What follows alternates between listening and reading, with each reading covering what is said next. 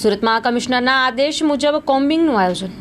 સુરતના કપોદ્રા વિસ્તારમાં કોમ્બિંગ યોજવામાં આવ્યું હતું, જેમાં કપોદ્રા વિસ્તારમાં ઝોન 1 વિસ્તારમાં તમામ પોલીસ મથકમાં અધિકારી કર્મચારી જોડાયા હતા। ક્રાઇમ હોટસ્પોટ વિસ્તારમાં ચેકિંગ હાથ ધરવામાં આવ્યું હતું, જેમાં ડોગ સ્ક્વોડ સાથે કોમ્બિંગ અને વાહન ચેકિંગ કરવામાં આવ્યું હતું। વિવિધ વિસ્તારમાં સઘન ચેકિંગ હાથ ધરવામાં આવ્યું હતું।